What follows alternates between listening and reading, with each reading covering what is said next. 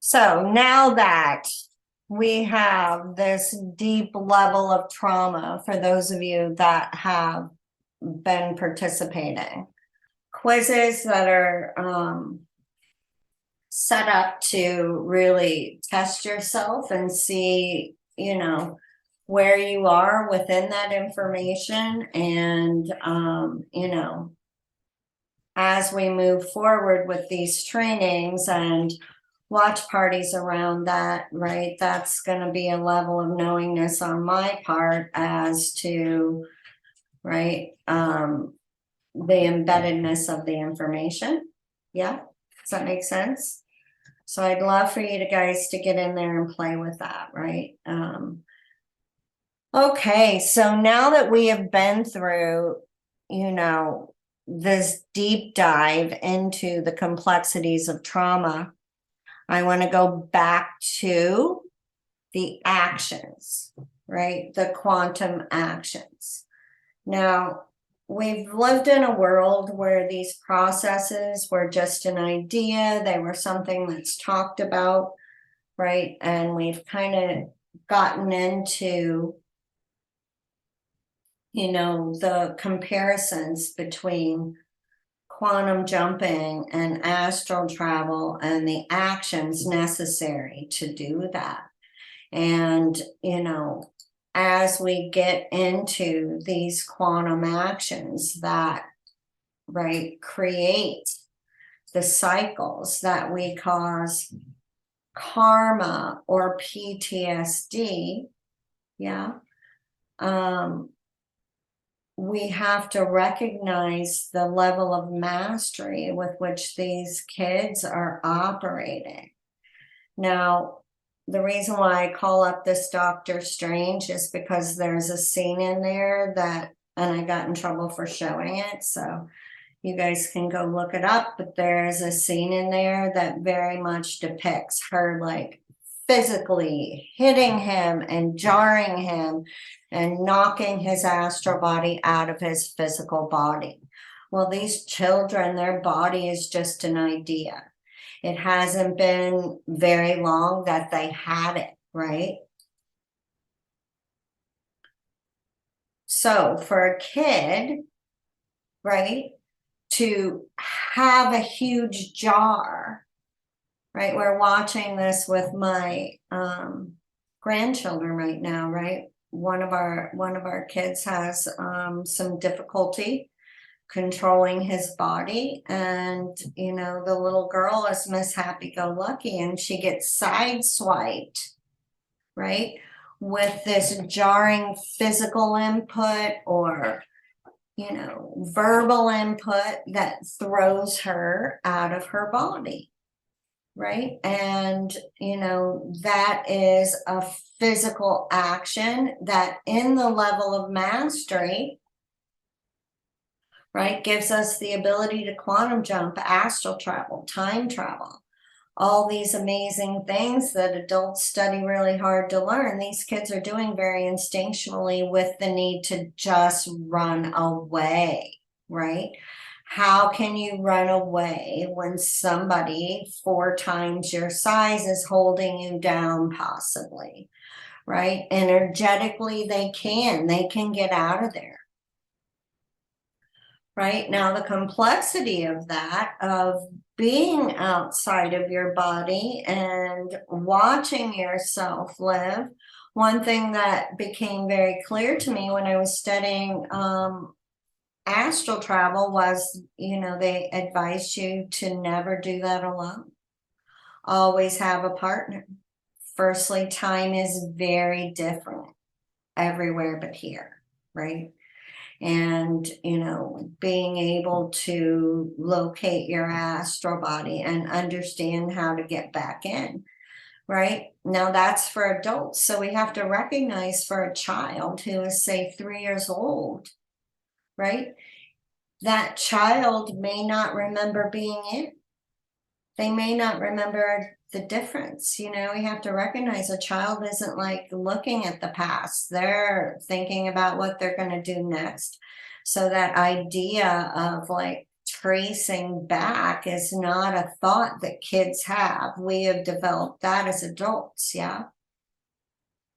So dissociation very literally is the separation of one thing from the other. That means if I take a glass full of water and I separate the water from the glass, I'm dissociating the water from the glass, right? It is that literal, right? We're not talking about an idea. So when we're talking about our astral body, there's no hoodoo words around that. That is a mass of particles and molecules that create an energetic version of your physical body, right? There's no hoodoo around that. If there were, we wouldn't be able to visibly capture the astral body on film, but we can.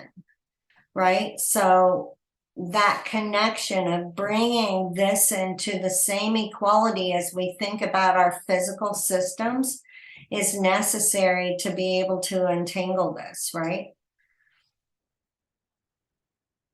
Now, the astral body, again, is the physical version of your physical body. So if that is separating and leaving your physical body, if your body is not dead, that is a fragmentation right there, right? And we have to recognize that most often when, quote, the masters dissociate, they fall into trance. Right? Often they're laying down, right? Or you're dead or in a coma, right? So we have to understand right up front the level of mastery to be able to do that and still walk around.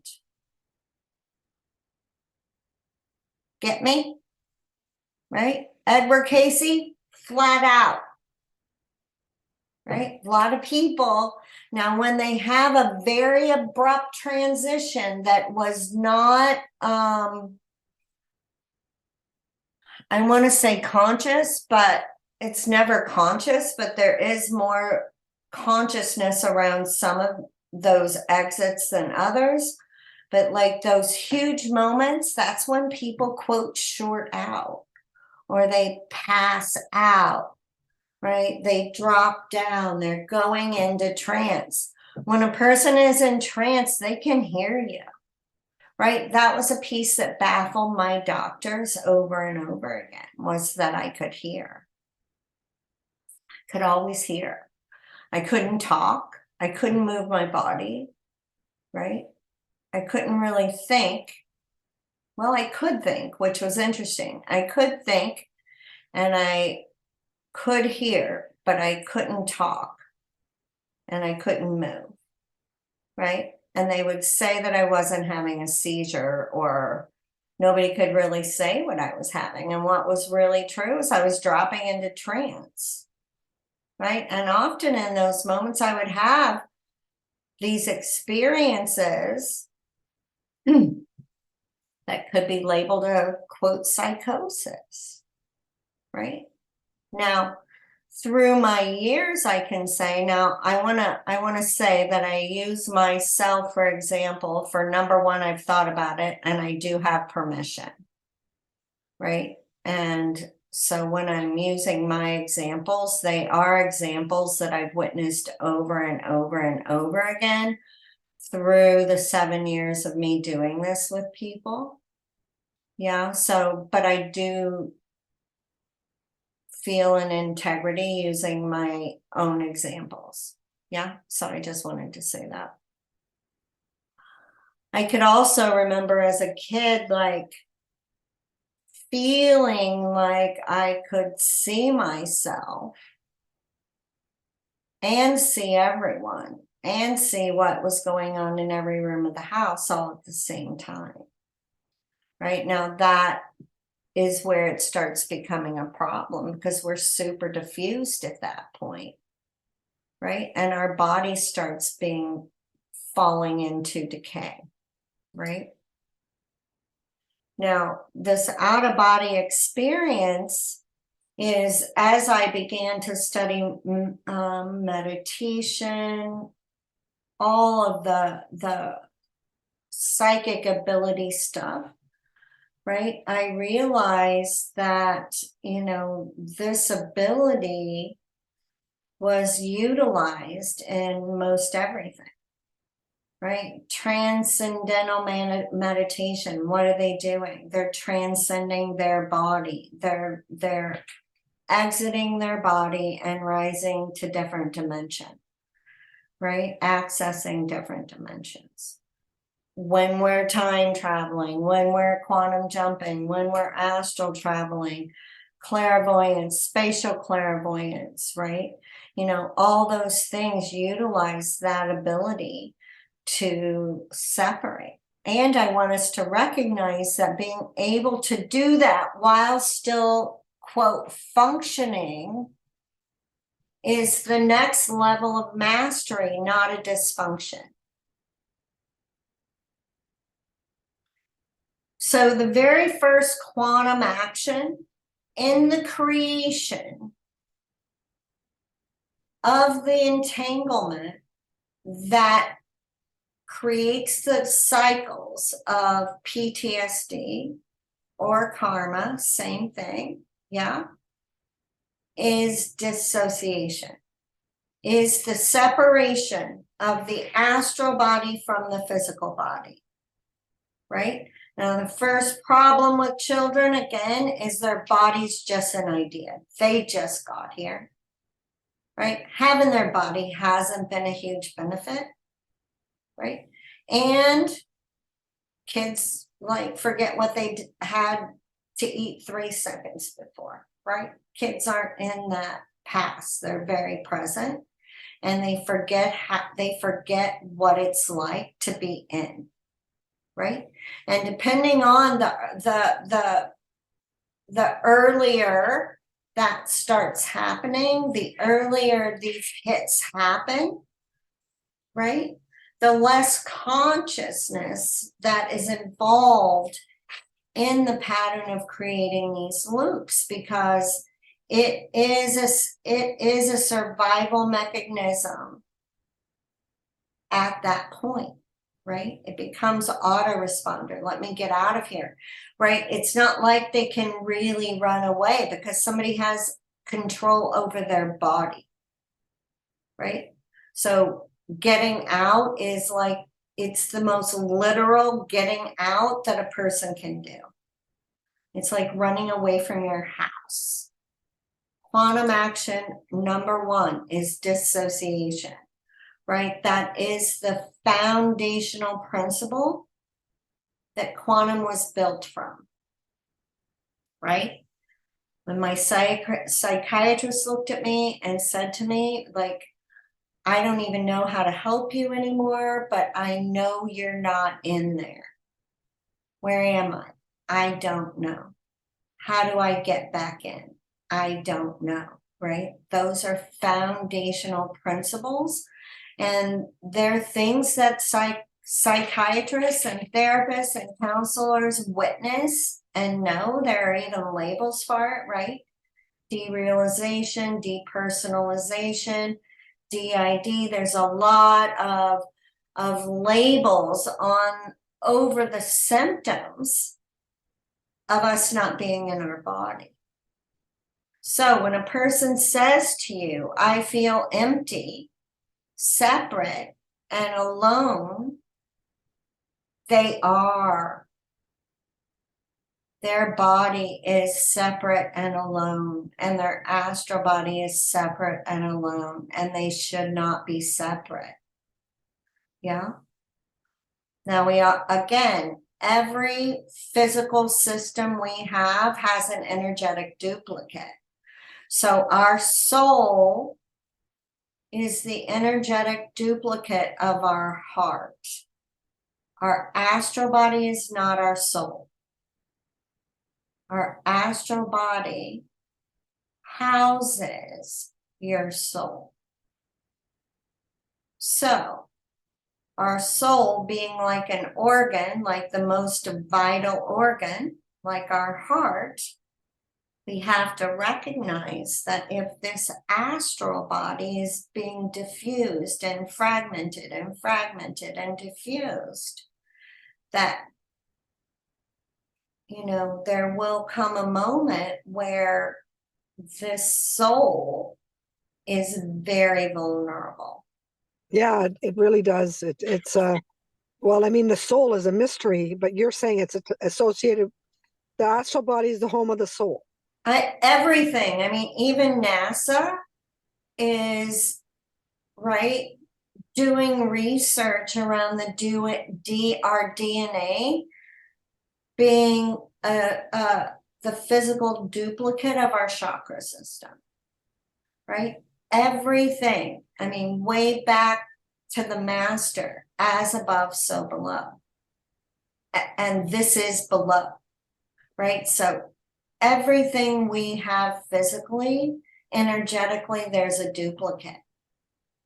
And we have not been paying attention to that as humans, right? We think about our bodies and our spirituality, our energetic thoughts and ideas around these energetic systems are just that, ideas, right?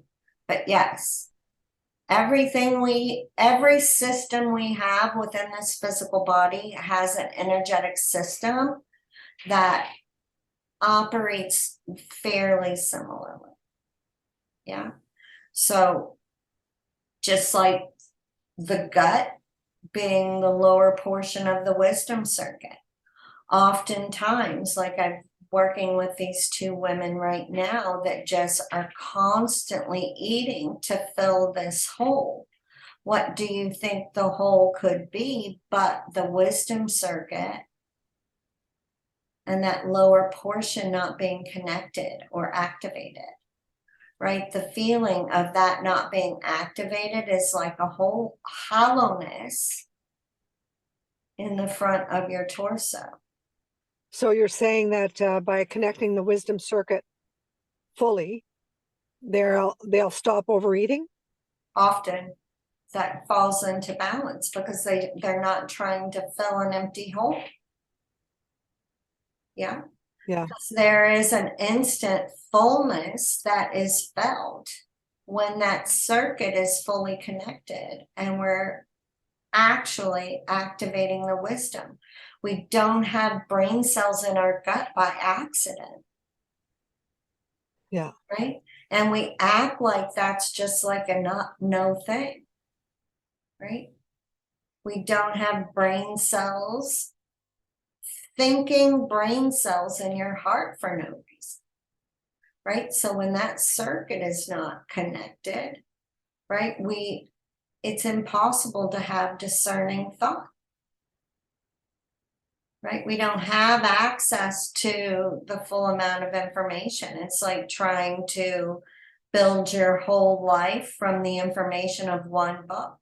That is a legitimate circuit. Yeah. And it's important.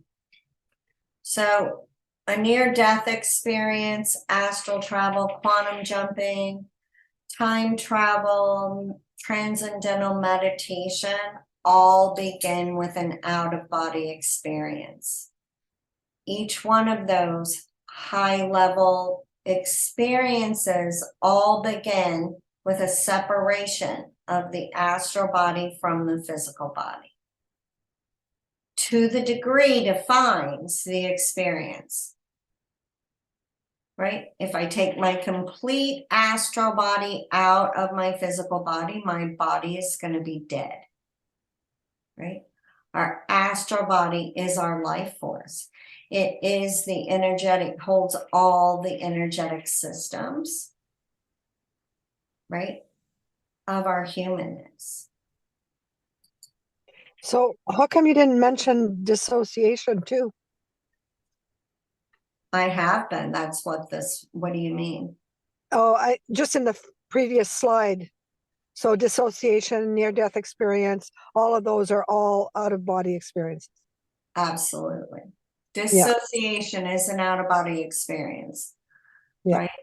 It is the definition of an out-of-body experience, the separation of one thing from another, right? So it is the ultimate definition of an out-of-body experience. Yeah? Excellent. Perfect. Yeah. It's the definition. Yeah. And all of, you know, to experience anything of a level of mastery, that is the first action. Yeah. Separating from our physical body. So here we go, Cherie. Dissociation is a spontaneous out-of-body experience induced by fear. It is a spontaneous, unconscious, out-of-body experience induced by fear. Cool. All right, so signals to you and to them, right? That a person, and this is like truly an embed that starts from session 1, right? You know, them beginning to be able to identify the separation, how their body goes into distress during the separation, because eventually it will start becoming distressed because something can only fragment so much, right? Before there's not enough left to operate current. Yeah. So if I take a glass full of water and I divide it between 12 plants, right? And I've got this much water to keep the original plant going. Yeah? Do you get what I'm saying there? So one of the feelings, one of the things that physically start the signals and signs that start appearing often are seizure type activity. The passing out, like, and still being able to hear. I hear that often. Feeling empty, separate, alone, right? If your astral body is over there, it's just like if your heart was over there, your body would be in distress. Yeah. So their body and their astral body are both going to have a deep sense of emptiness and alone. Like, number one, when people say that to me, that is the first go-to. Well, we got to start getting you back in so that there is a connectivity within you. That's integrity, right? So they're going to feel very confused and overwhelmed, because how can you operate your life from over there, right? You can't drive your car from over there. You can't operate your computer from over there. Like, it is interesting, you know, because it's funny because Izzy keeps eating my glasses. Why? She's eaten literally 4 pair of glasses in 10 days. Nothing else, just my glasses. So it's interesting when those kind of things happen, I start really investigating how I feel, and that kind of closing in kind of panicness for not being able to operate the way I want, right? So that confused, overwhelmed, weird feeling is almost like not having your glasses and being able to see clearly, right? Now, for myself and often for my clients, right, I'll start like really nailing down the physical signals that they have done that. Like, You know, often people like say, well, like they get really bad headaches, their eyes hurt, their eyes feel funny, like they might feel kind of nauseous. Like for these ladies, they're starving all the time, trying to fill themselves up, you know. So starting to identify some of those pieces that we can very quickly, right? Just by shifting that one piece for them and taking ownership of that, start dropping away some of these symptoms. You're going to feel depressed and anxious if you're not in your body, right? You don't have the same amount of control, right? You don't have the same amount of control. I've never driven a car that can drive itself, but I have a feeling that I would feel slightly out of control. And, you know, I know that when my psychiatrist identified that in me, right, I guess the dissociation, like that hadn't been a common thought back then, right? That was relegated to like alternate personalities and like, you know, that civil, very dire space, right? But his recognition, and I remember his commentary was, right, you're always doing the right things and you're saying the right things and you're very observant of everything and pointing at my eyes, you're not in there, right? And you know, that is exactly how I felt like I lived my life, right? Like this, watching myself live. Now, the thing is, for a lot of people that are coming through complex trauma is they don't know that everybody doesn't live like that, right? They don't know that. And there isn't a difference, right? There isn't a recognition of something to regain. Now, that's a piece when we're walking out of complex trauma with folks, is depending on where their trauma hit in their development, right? When people are like, remember a moment when you were happy.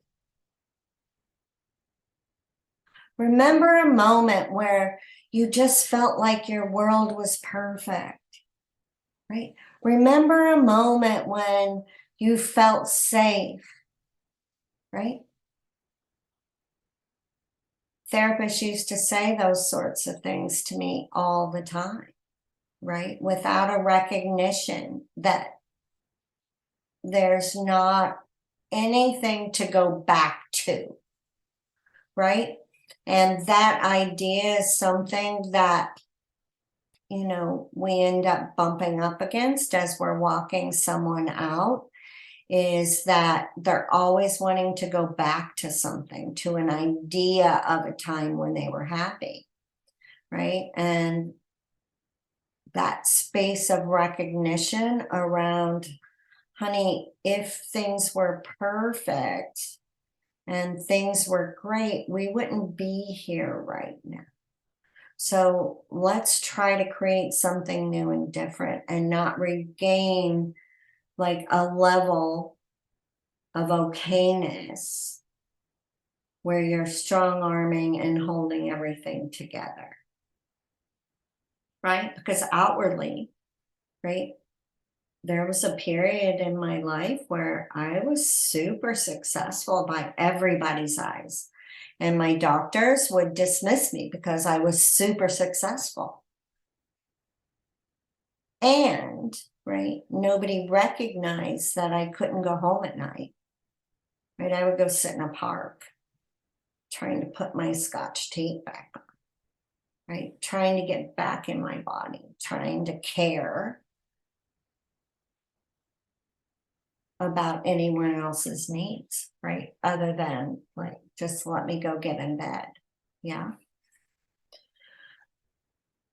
Now, what comes with this, you know, back around to that getting in bed, is there is a level of tiredness that other people can't recognize or know, right? It's like you've been dragging your body along for 50 years, right? And on one hand, you have. On one hand, your body doesn't have enough gas to operate and get through the day, right? And that tired, right, when they talk about chronic fatigue, like it is literally like a person has been running inside and out, right, for 50 years, like Forrest Gump, just running, not knowing why they're running, not knowing how to stop running, right? Their legs just keep running. Even when they're sleeping sometimes, even to that restless leg place, right?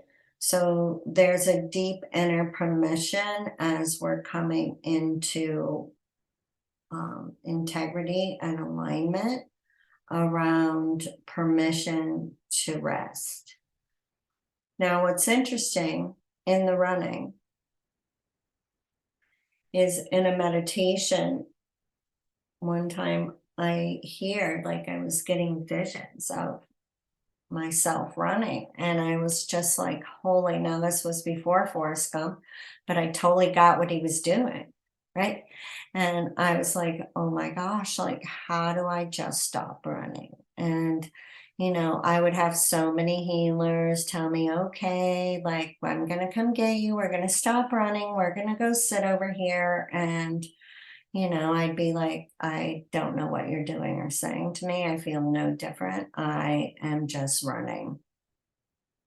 And during one of my meditations, I hear there's a voice I've heard my whole life. It almost sounds like a computer, right? And it's a male voice that is very like that, like a computer. And I hear stop.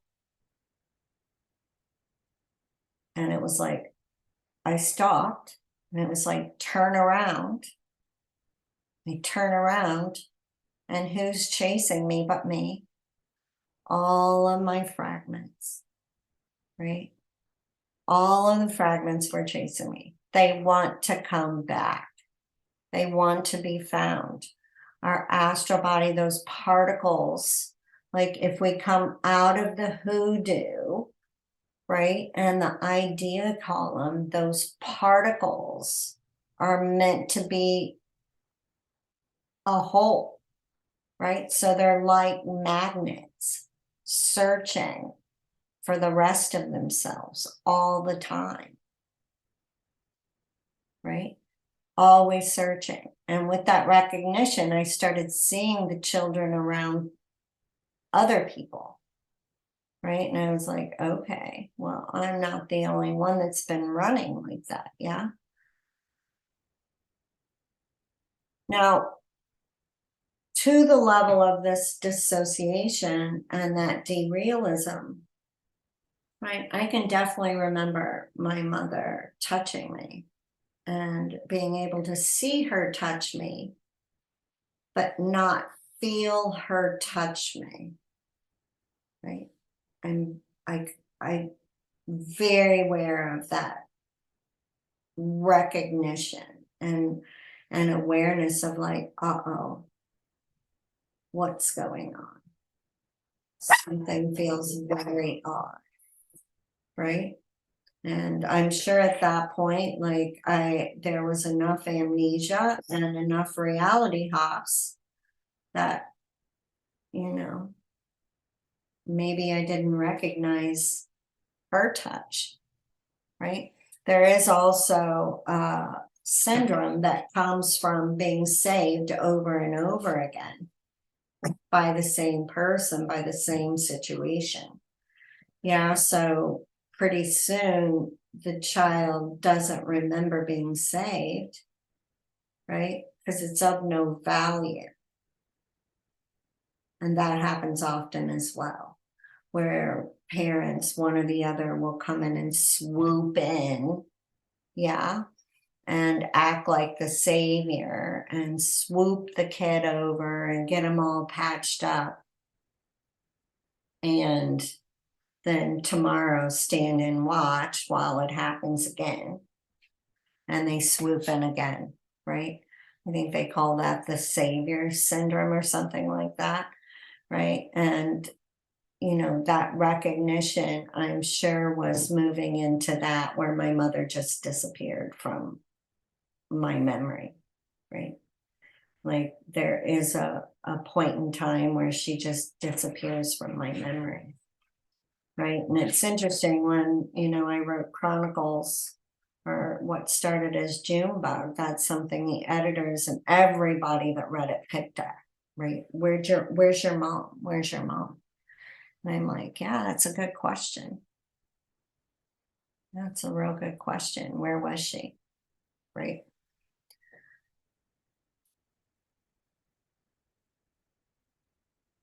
Now, we also have to recognize that this dissociation is, you know, the backdrop of the physical deterioration as well, right? Often these folks end up with a lot of chronic dysfunction in their physical body that no one can explain, right? And no one can fix. Yeah, because we have to recognize that any structure that is uninhabited is going to deteriorate. Yeah. And, you know, if we're removing our astral body and we're separated all the time, and this doesn't have the right amount of life force, and our soul is over there, and, you know, we're dispersed throughout time, pretty soon, right? Often something that starts occurring is really low blood pressure, right? Heart starts skipping beats, right? The brain starts kind of shorting out, right? Our body becomes distressed, right? And out of integrity on all levels, not just one. So if somebody comes in and says, my blood pressure is really low, I'm going to instantly recognize that they need more gas in their car. We need to, like, in short order, get some astral body back. Yeah. If they come in and they say, you know, my feet are numb, I'm going to instantly recognize that, right? They need to realign their astral body with their physical body. Yeah. If they come in and say, you know, I'm having drop attacks, I'm going to recognize that, you know, they're falling into trance at inappropriate moments, inopportune moments. I got to where I was even doing it when I was driving. Yeah. It's not safe. Yeah.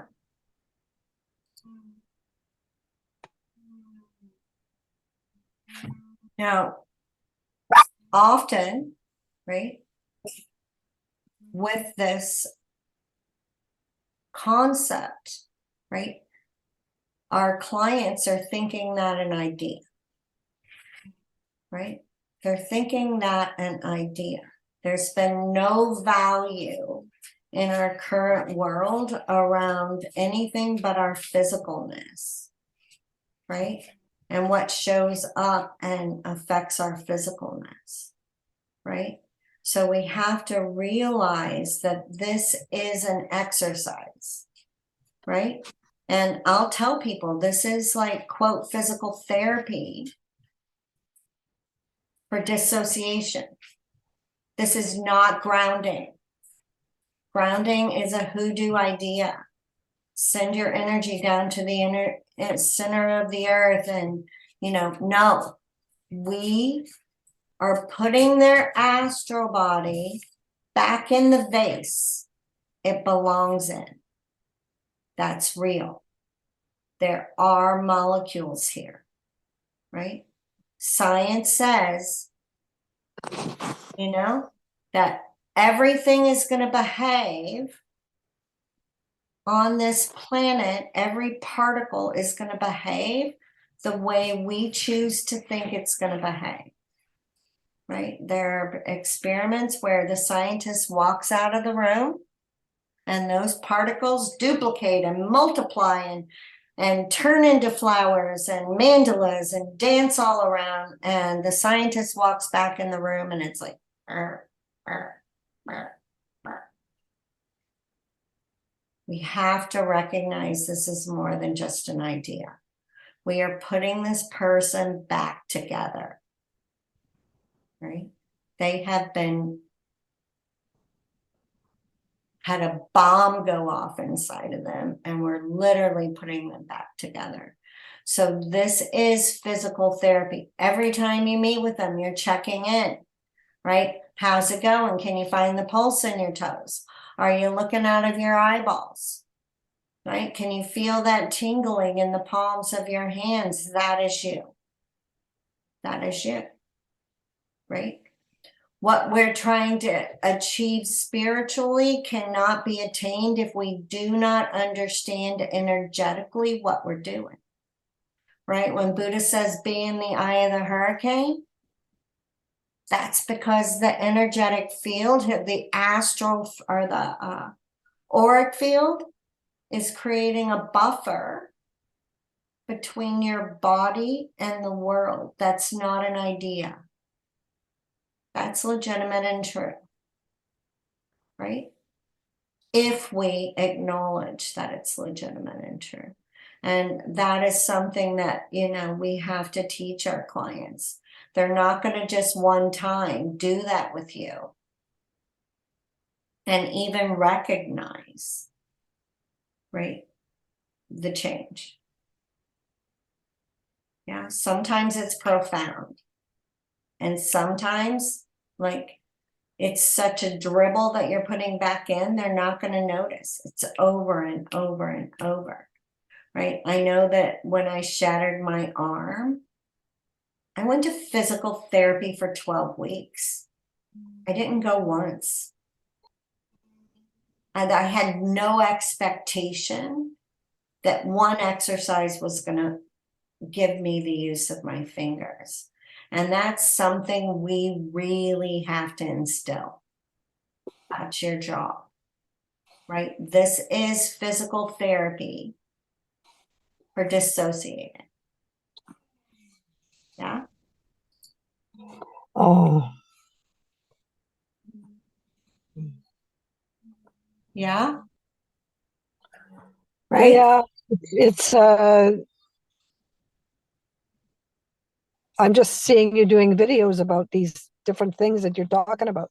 I mean, the symptoms of dissociation would be a great video because Yeah, I talk about it all the time, right? Because it is truly like that numbness in your feet, numbness in your hands, dropping things all the time, tripping, right? Running it into the walls, right? Not being able to judge the door frame, right? Those are all signs that, you know, you're not in there, right? yeah, Empty, alone, separate, literal. You're not in there. Yeah. Tired. Absolutely. You've been dragging your body, right? So you knowing those exercises inside and out, right? Now, the wisdom circuit is a circuit unto itself. The astral body is a circuit unto itself. They're two separate things, right? That is something that I want to be clear too. Can we connect all that in one action? Yes. Right? is aligning the astral body with the physical body, your wisdom circuit? No, it's two separate things. Two separate energetic systems that work together, right? Just like the left and right side of your brain, right? Now we recognize that our intuition is bringing in information in through our third eye.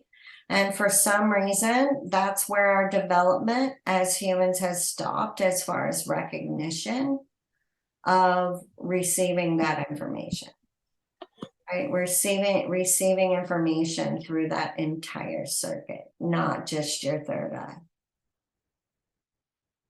Your eyes, your third eye, your ears, right? Your skin, everything, right? This whole body is a receiver. This whole physical body. Every cell is reading information all the time. Yeah? Right. So I'm going to walk us through, and I want you guys to close your eyes, and I'm going to walk you through the coming home exercise. I want you to know what it feels like. I am going to connect your wisdom circuit too, but I'm going to create distinction around the difference. Okay. Now, also, I want to be clear. The corpus callosum is the control room of all systems, all five, right? Our behaviors, our mental processes, our energetic systems, our spiritual systems, and all of your physical systems are controlled by your corpus callosum, right? It's the control room of everything. Einstein's was a colossal superhighway, right? A lot of people's is atrophied because we've not been in there, right? So I want to also reiterate that the corpus callosum is the gap between thought that everybody's trying to access in meditation. Right? So that place of stillness and silence is a true place. That as well is not an idea. We can get very readily in between thought if we are in our corpus callosum, right? So I love when all the spiritual traditions and science are in 3D are falling in together with some proof and some tangible action. Yeah, so close your eyes and get comfy. Yeah. All right, let's take a big deep breath all the way down to the tips of your toes, and we're going to blow out as hard as you can.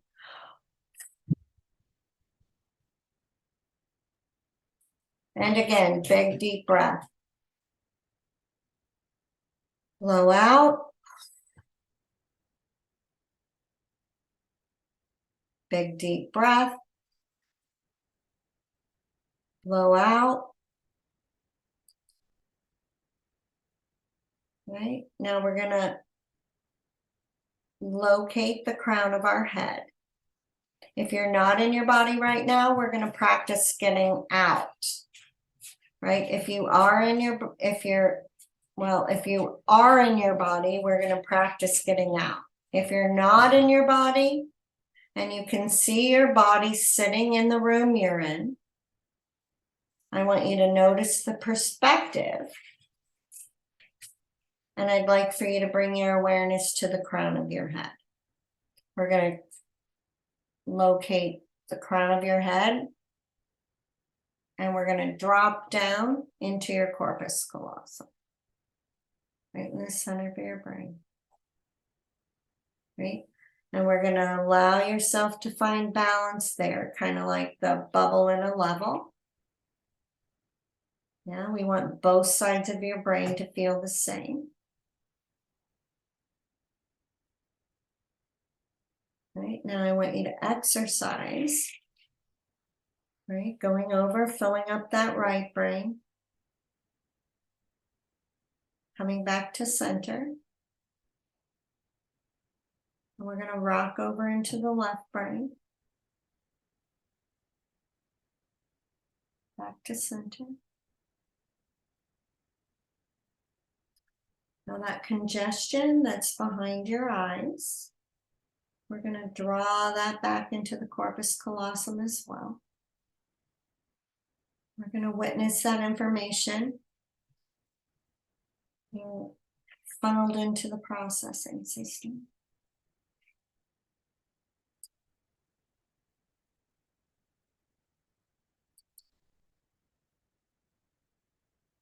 That's your upper wisdom circuit. Now we're going to drop down and we're going to fill up your chest cavity. Front and back, we want both sides to feel the same. You may feel kind of an emptiness where your heart lies.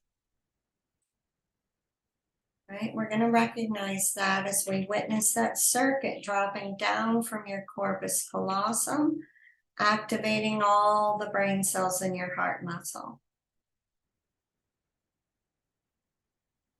We're going to witness that expansion as that part of the circuit is activated.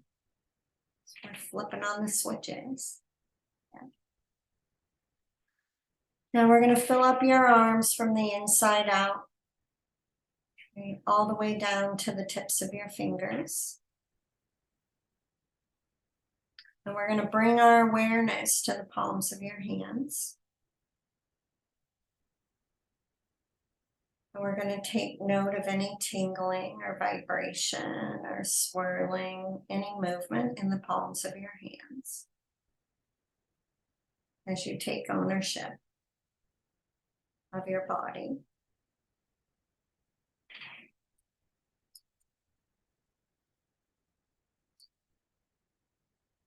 Now we're going to drop down from your chest cavity and we're going to fill up your torso all the way down to your sits bones.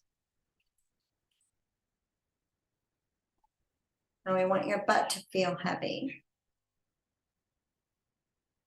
Right? And you may feel more energy and more weight towards the back of your torso and your hips. Right? Maybe a little hollowness or emptiness in the front. So we're going to bring our awareness back to that circuit, the wisdom circuit, and we're going to witness that heart dropping down, activating all the brain cells in your gut. And we can feel that expansion and that growth as that circuit activates. All those brain cells light up. That's the wisdom circuit, your gut, the brain cells in your gut, working with the brain cells in your heart, right? Working with your eyes, your ears, your intuition, corpus callosum, and your left and right brain. Yeah, that's your wisdom circuit. Now we're going to finish with the astral body realignment. We're going to fill up your thighs, your calves, your feet, each toe. I'd like for you to bring your awareness to the big toe of your right foot. And let's find your pulse there. Big toe of your left foot, we find your pulse there. I would like for you to bring your awareness to your auric field. And we're going to take mental note of how far that is stretching from your body right now. Right? Is it a foot away? Is it 16 feet away? Right? If a person's auric field is pulled in really tight, they're going to feel suffocated. They're going to feel invisible. They're going to feel like they can't breathe. They have no space, right? They're going to feel really emotional, right? So we're going to push that out to 6 feet big. 6 feet from the top of your head, bottoms of your feet, tips of your shoulders, tip of your nose. This field should look like an egg. Right now, if you're 16 feet big, you're going to be feeling overwhelmed, confused, chaotic, can't focus, can't think, anxious. Yeah.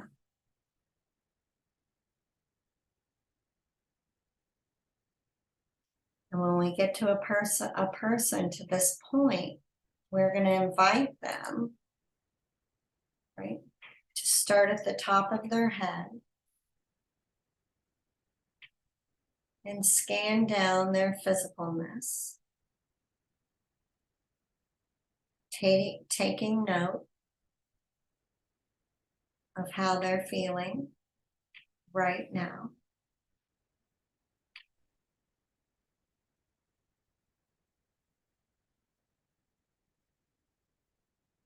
This is them.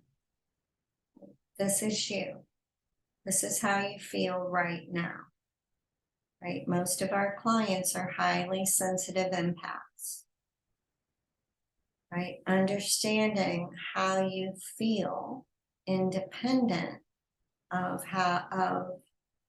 the absorption of someone else's energy is super important, again, in starting to make distinctions, right, around who you are and how you feel and what you think, right, without being influenced or sacrificed by another. Right, so it's important for these folks to get on a very regimented schedule around this, right? This isn't a crutch. This isn't coping mechanisms. There's a lot of awareness that's going to start coming in, right? As a person is taking ownership of this master skill, right?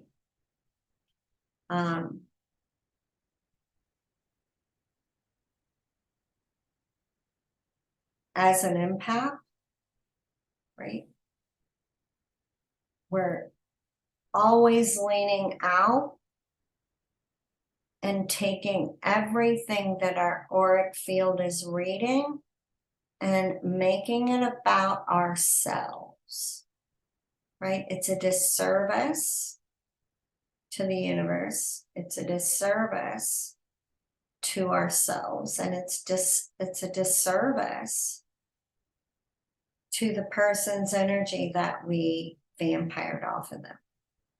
Because often people feel like they're being vampired and really they're the vampire, right? So as an empath, them learning to read rather than be is part of our job, right? And it becomes truly mastery of these very small details, right? So when we can get a person where they're very clear, this is what I feel like, this is how I'm starting my day. I'm going to now walk in the other room and my husband's going to be there. Any sort of wave of emotion, right? The first question is going to be, is this mine? Because 3 minutes ago, I was feeling like this, right? Is this my feeling, right? And we must teach an empath to have ethics around their gifts, right? If a person is not verbalizing their feelings An empath is eavesdropping. They are being a peeping Tom, right? That information is not yours unless you're in a situation where you can do something about it and create healing for that person. Otherwise, it's none of your business. So teaching an empath to lean back and stand upright and be an authority of themselves, right? You know, often my empathic clients are, well, so-and-so walked in the room and I knew he was feeling like this and a whole story. And I'm like, did he tell you he was feeling anyway? Well, no, I just knew it. And I said, well, it's none of your business. If he hasn't been able to put words around his feelings, he wasn't ready to share them with you yet. It's none of your business. Teaching a person to turn their feelings into words of action and staying out of the feelings of others is an underlying goal, right, for an empath.